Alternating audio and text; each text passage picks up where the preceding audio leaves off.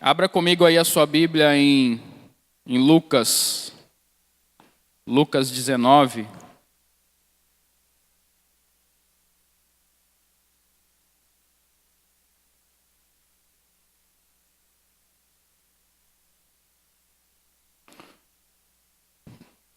Vamos ler do 1 ao 9.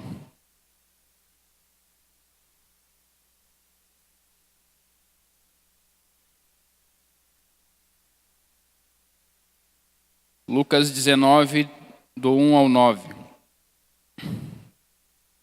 Chegando a Jericó, atravessava Jesus a cidade. Eis que um homem rico chamado Zaqueu, chefe dos publicanos, buscava ver quem era Jesus. Todavia, sendo ele de pequena estatura, não o conseguia devido à afluência do povo. Por esse motivo, correu adiante da multidão e subiu em uma figueira brava para observá-lo, pois Jesus ia passar por ali. Quando Jesus chegou àquele local, olhou para cima e o chamou: Zaqueu, desce depressa, pois preciso ficar hoje em tua casa. No mesmo momento, desceu Zaqueu apressado e o recebeu com enorme alegria. Todos em meio à multidão que presenciaram o que se passou começaram a murmurar: ele entrou na casa daquele pecador e vai hospedar-se lá? Então Zaqueu tomou a palavra e comunicou a Jesus: eis a metade dos meus bens, Senhor, que estou doando aos pobres, e se de alguém extorquir alguma coisa, devolverei 4 vezes mais. Diante disso, Jesus declarou: hoje houve salvação nesta casa, pois este homem também é filho de Abraão, porquanto o Filho do Homem veio buscar e salvar o que estava perdido. Amém?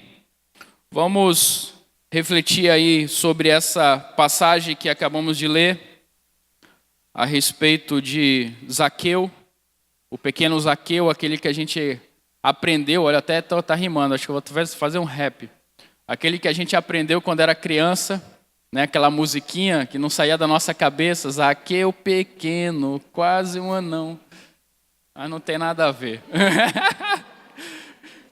Mas a gente vai falar sobre Zaqueu, a gente entender um pouco aqui desse contexto, desse rico contexto na presença de Jesus, e refletirmos aí um pouco sobre a graça de Deus nessa situação. Falando em graça, como a pastora falou, reforçando, na quinta-feira a gente tem mais um estudo aqui a respeito de graça, a gente vai estar falando sobre mais um ponto da doutrina da graça. Então, você é bem-vindo para estar conosco e para a gente estar estudando juntos aí mais um ponto desse rico assunto que é a graça. Então vamos lá. Aqui a gente acabou de ler, a gente viu que existe uma cidade, Jericó, existe uma pessoa, um homem rico, o chefe dos publicanos, que é o Zaqueu.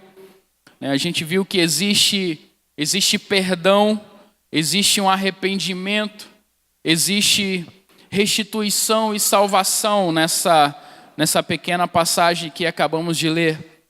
Para a gente começar a entender um pouco desse contexto, vamos ver para quem Jesus estava chamando, quem era Zaqueu. Então, o Zaqueu, ele era uma espécie de gerente geral de arrecadações de impostos, de tributos. A gente leu aqui que ele era chefe dos publicanos. Publicano, assim como Mateus, se você ler Mateus também era um publicano, eram essas pessoas que tinham a responsabilidade de coletar do povo tributos ou impostos. Então, Zaqueu era o chefe dessas pessoas, o chefe dos publicanos. Então, a gente viu que ele era um homem rico, e o fato dele ser chefe desses publicanos, ele tinha ele ganhava uma porcentagem, ele ganhava um percentual sobre o trabalho de todos os demais publicanos. Então imagina, ele era chefe, ele tinha várias outras pessoas debaixo da sua, digamos, da sua gestão, e cada uma dessas pessoas que recolhiam tributo, recolhiam impostos, ele ganhava um percentual em cima disso. Então ele era alguém muito rico, como a gente acabou de ler, um homem rico e chefe dos publicanos. Então, Jericó, cidade de Jericó. A cidade de Jericó não tinha uma imagem muito boa, ela tinha uma reputação ruim, porque era uma cidade má, uma cidade em que considerava-se que era uma cidade amaldiçoada. Então, aos olhos da sociedade, ninguém suspeitava ou acreditava que seria possível alguém bom sair de Jericó. Ainda mais, alguém bom sair de Jericó, e a gente está falando de um homem que era chefe dos publicanos, que também já tinha um problema, já tinha uma imagem muito ruim na sociedade, porque essa atividade ela estava muito relacionada também à extorsão, a exigências fora do comum, para todos aqueles que tinham essa responsabilidade de devolver os seus tributos. Então, Jericó, reputação ruim, e o próprio Zaqueu com uma reputação ruim. Então, a gente já percebe de início que quando Jesus chama alguém para salvação, pouco importa de onde essa pessoa vem, ou o que essa pessoa fez, ou o que essa pessoa faz. Se a graça de Deus atinge essa pessoa, se essa pessoa é chamada, se existe esse chamado eficaz da graça de Deus, pouco importa aquilo que ela fazia, pouco importa quem ela era. Então a gente percebe já de início que não existe uma acepção de pessoas quando se fala de graça de Deus. Havia um desejo no coração de Zaqueu e uma curiosidade muito grande de ver Jesus. Embora ele sentisse esse forte desejo, o próprio Jesus já sabia quem ele era, já sabia da realidade de Zaqueu. Então, quando Jesus olha para Zaqueu na árvore, ele fala para Zaqueu: Zaqueu, desce depressa. Então ele não está pedindo para que Zaqueu desça, ele não está fazendo uma pergunta para Zaqueu, ele está fazendo uma afirmação, uma expressão bastante enfática para Zaqueu.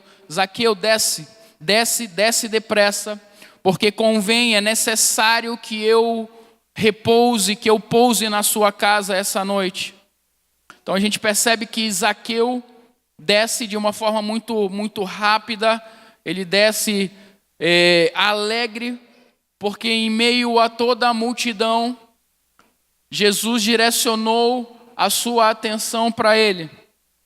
Então, Deus chama quem Ele quer. Para a maior parte da multidão que estava ali, era incompreensível, inaceitável que Jesus fosse se hospedar e se relacionar com um pecador como Zaqueu. Mas aí é que está a preciosidade da graça de Deus. Como a gente começou a falar, ela não conhece distinção, ela não faz acepção de pessoas. Para Jesus pouco importava quem era Zaqueu, o que ele tinha feito. Então Jesus, quando chama Zaqueu, ele chama alguém que para a sociedade era o nível máximo do pior tipo de publicano, porque publicano já tinha uma imagem ruim, ele era chefe desses caras, ele era chefe dos publicanos. Então Jesus estava chamando alguém na pior das cidades, em uma das piores cidades, que era Jericó, e chamando um dos piores homens, um dos piores referenciais de homens de negócios da época. Então daí a gente começa a ver que existe um chamado pessoal. Havia várias pessoas nessa ocasião e muito provavelmente existiam outras pessoas na árvore. Mas quando Jesus chama, não havia nenhum engano ou dúvida em relação à pessoa que foi chamada. O chamado foi claro, específico e pessoal. Zaqueu, desce depressa. Então isso meio que se assemelha à nossa experiência também que temos com Jesus. Porque toda a experiência daqueles que foram chamados por Ele acontece através de um chamado individual. De alguma forma, isso aconteceu comigo ou com você. De alguma forma ou meio, Ele me chamou, Ele chamou você. De alguma forma, Ele nos chamou e nós ouvimos a sua voz. Então perceba que existe um chamado específico, um chamado pessoal, assim como Zaqueu para mim e para você.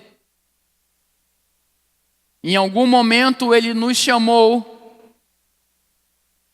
ou para outros talvez Ele esteja chamando, e você precisa estar com os ouvidos atentos para entender aquilo que Ele está direcionando para você. Porque a nossa caminhada com Ele, o nosso relacionamento com Ele começa a partir desse chamado pessoal em que ocorre em algum momento, em algum determinado momento da nossa vida, assim como ocorreu com Zaqueu. Eu não estou falando de um chamado em um segundo momento em que Ele vai chamar eu e você para algo específico, digamos, de desenvolvermos algo específico dentro do seu ministério, dentro do ministério dele. Mas estamos falando de um chamado para a salvação. Em primeiro lugar, existe esse chamado para sermos salvos. Em primeiro lugar, Ele comunica a nós esse chamado, a sua voz para que sejamos salvos. É desse chamado que estamos falando. Outros chamados vêm a partir daí. Outros chamados mais específicos, mas estamos focando num chamado de regeneração, num chamado de sermos tocados pela sua graça, sermos alcançados pela sua graça, entendermos quem somos, reconhecermos quem somos através desse toque da sua graça e a partir daí termos uma reconciliação com Ele.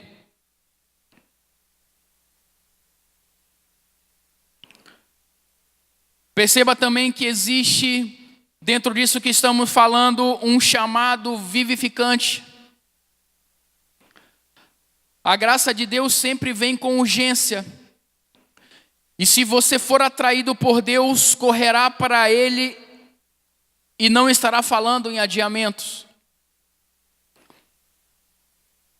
Quando nós reconhecemos, quando nós temos a compreensão da voz que está falando conosco, não existe dureza em nossos corações para nos posicionarmos dentro daquilo que essa voz está falando. É bem verdade que em muitos momentos da nossa vida, vou citar a mim como exemplo, onde durante alguns anos da minha vida eu estive totalmente desassociado da vontade de Deus. E existiam várias pessoas que ministravam na minha vida a respeito de Jesus. Mas eu nunca dava ouvido a essas pessoas. E uma dessas pessoas era a minha própria mãe, que por muitas das vezes tentou falar comigo a respeito de Jesus, a respeito de quem eu era, a respeito do propósito ao qual Deus tinha estabelecido para a minha vida. Mas eu não dava ouvidos, ou eu sempre deixava para amanhã, não, amanhã eu escuto, ou a gente sempre procura uma linha de fuga para não dar ouvidos àquilo que o Senhor tem em muitos momentos a comunicar conosco. Então, mas perceba que quando o chamado é feito pelo próprio Jesus, esse chamado é um chamado vivificante.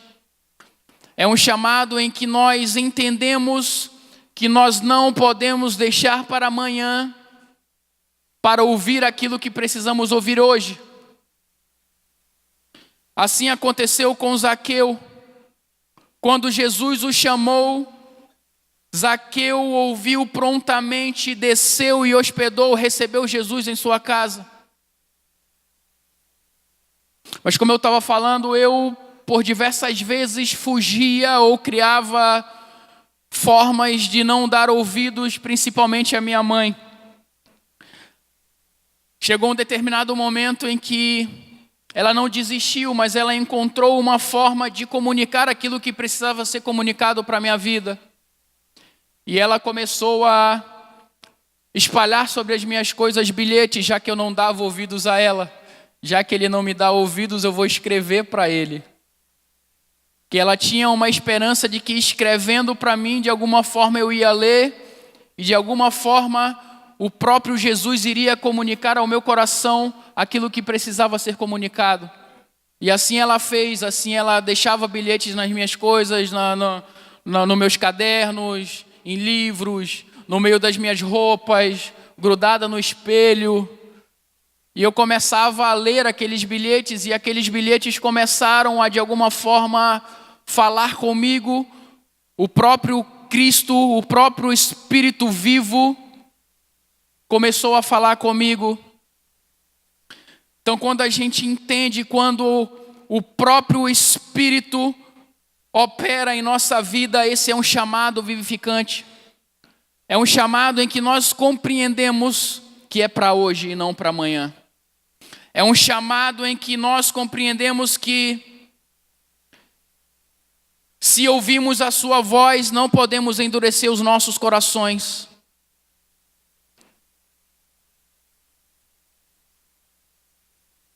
Um outro ponto dentro desse chamado que estamos analisando é que é um chamado afetuoso, mas ao mesmo tempo é um chamado confrontador. Que imagina só você, o próprio Jesus falando em meio à multidão para uma pessoa: hoje convém pousar em sua casa. É necessário, em outras traduções, como a minha tradução diz, que é necessário, pois preciso ficar hoje em sua casa. Olha só quão afetuoso é isso, quão romântico é isso.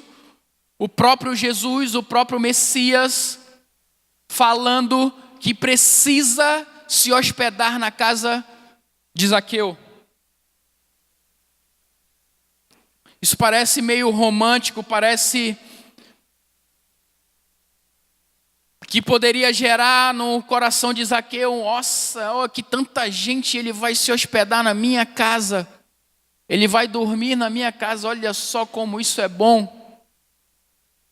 Mas ao mesmo tempo que isso é afetuoso, pois o fato dele pousar na casa de um pecador demonstra uma grande afeição que ele tem pelo pecador. Demonstra o grande interesse, não que ele tinha porque Zaqueu era um homem rico, porque Zaqueu era um homem de posses, ou porque Zaqueu era o chefe dos publicanos, mas demonstra a grande afeição que ele tem pelo pecador. Mas vamos imaginar que tipo de conversa ele teve com Zaqueu. Ele ficou na casa de Zaqueu.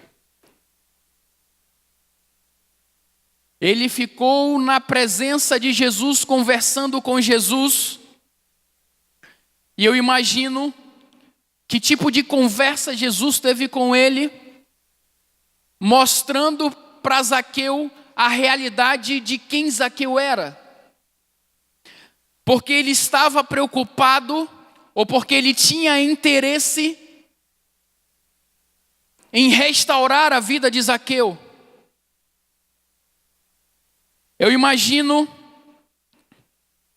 Jesus falando para ele a respeito de todas as pessoas que foram extorquidas por Zaqueu, de todas as pessoas que foram enganadas por Zaqueu, todas as pessoas que foram desprezadas por Zaqueu, todas as pessoas ou todas as viúvas que não tiveram o seu pranto ouvido por Zaqueu, todos os órfãos que não tiveram as suas solicitações ouvidas por Zaqueu, porque se ele era um coletor de impostos, se ele coletava imposto, de nada adiantava a sua solicitação, o seu choro, porque muito provavelmente ele estava muito mais interessado em adquirir tudo isso em benefício próprio, não em benefício de outras pessoas. Então sim, é um chamado afetuoso, porque o interesse dele ou o objetivo dele está em restaurar todos aqueles que estão perdidos, em gerar no entendimento e no coração de todos aqueles que são pecadores a real dimensão de quem são. Sim, um chamado afetuoso, mas ao mesmo tempo confrontador. Porque não existe meios de caminharmos com Jesus sem sermos confrontados por Ele, sem sermos confrontados pela Sua palavra, sem sermos confrontados pelo Seu Evangelho.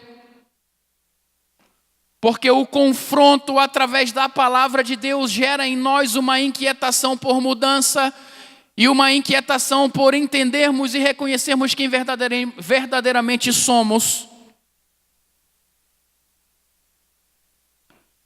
Perceba também que era um chamado necessário,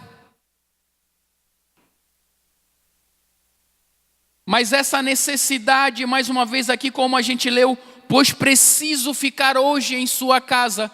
Talvez alguma outra tradução fale a respeito de é necessário. Tem alguma tradução que fale que é necessário? Alguma tradução? Existem algumas traduções que falam que é necessário. Aqui a minha diz, pois preciso ficar hoje em tua casa. Sim, era um chamado. Jesus estava fazendo um chamado necessário. Mas perceba que não é um chamado necessário para Jesus, porque Ele é completo, Ele é soberano. Ele não tem necessidade de ser preenchido com alguma coisa. Ele é o próprio Deus. Ele é a imagem do próprio Deus. Ele é o Verbo encarnado. Ele é aquele que desde sempre esteve com o próprio Deus, com o Pai. Então essa necessidade não é dele. A necessidade é do pecador. A necessidade era de Zaqueu. A necessidade é minha e é sua. Então todo pecador precisa ser chamado por ele. Todo pecador precisa ouvir a sua voz. E quando ele decide assim fazer, não há quem possa resistir. Não há nada, não existe nada, ou não existe nenhum tipo de resistência em nós que seja maior do que a sua vontade, maior do que a sua palavra, que seja maior do que a sua soberania. A necessidade é nossa, por mais que em alguns momentos, ou por mais que alguns de vocês possam sentir ou possam pensar que existe algum tipo de resistência da sua parte em não receber a palavra de Deus, precisamos entender que quando Ele decide fazer, não existe nada em nós que possa resistir. Quando Ele decide falar, quando Ele decide agir, não existe nada, não existe nenhuma força que eu e você possamos usar para resistir a Ele. Porque Ele é soberano.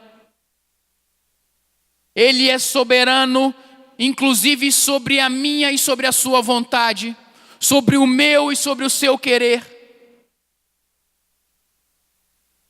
Assim como eu falei lá atrás a respeito de uma fase da minha vida em que eu não queria saber de absolutamente nada que estivesse relacionado a Deus. Chegou um momento em que a resistência que eu achava que tinha caiu por terra, porque eu e você não temos resistência alguma, não temos força alguma para combater com Ele. Porque simplesmente Ele é soberano, Ele é o Senhor de tudo. E Ele assim decidiu fazer com Zaqueu. Zaqueu, desce depressa, porque é necessário que eu habite em sua casa, que eu fique na sua casa essa noite, porque eu e você vamos ter uma conversa. E essa conversa vai mudar toda a sua história, vai mudar o seu passado, vai mudar o seu presente, vai mudar o seu futuro. Porque Ele assim decidiu fazer. Porque Ele é soberano.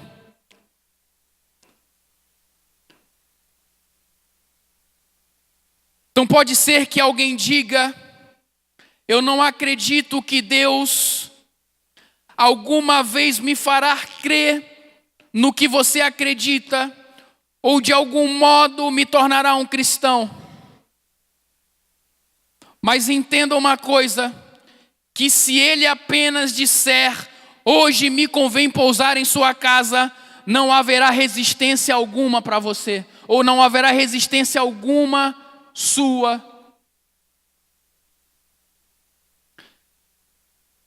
Eu, quando estava estudando a respeito dessa reflexão, eu via algumas pessoas que, apesar de estarem constantemente se reunindo ou vindo até aqui para cultuar ao Senhor, elas vinham com uma certa resistência, elas até vêm com vontade, com o desejo, mas quando chegam aqui, a sua resistência assume o lugar da vontade e do desejo de cultuar ao Senhor. Mas uma das mensagens principais para nós essa noite é a respeito da sua graça, do seu chamado eficaz e dessa graça que é irresistível para todos nós.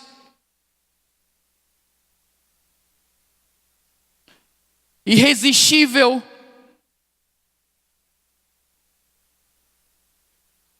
E isso não está relacionado a mim, a minha força, mas isso está relacionado a Ele.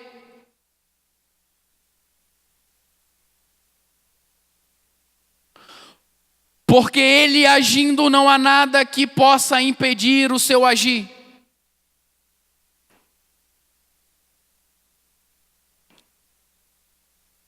Então, um outro exemplo é a respeito de um jovem que Spurgeon fala em um dos livros dele a respeito de doutrina da graça, um jovem que estava prestes a entrar na universidade, um jovem cristão, e que o pai tinha durante muitos anos investido em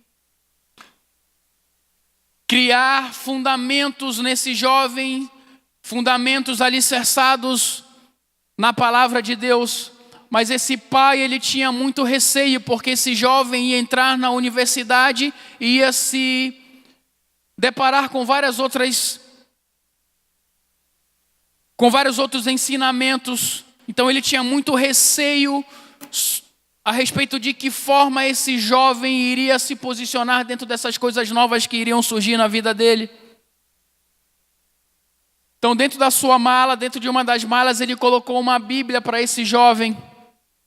Os anos foram passando e esse jovem se formou, esse jovem acabou se envolvendo com outras coisas, e um belo dia ele encontrou essa Bíblia.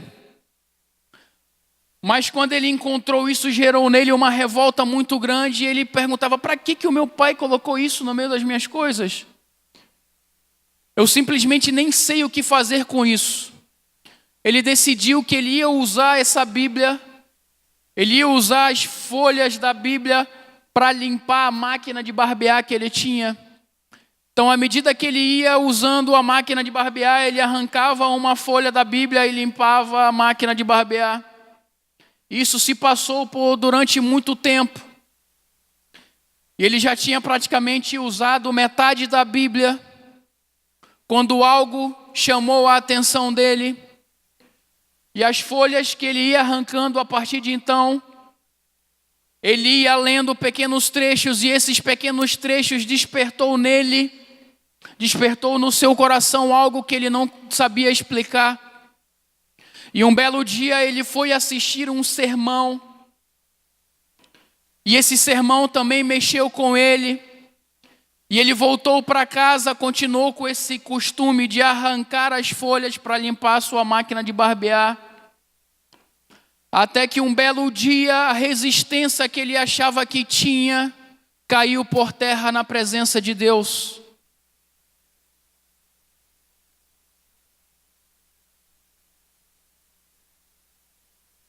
Ele, quando decide fazer, ele faz.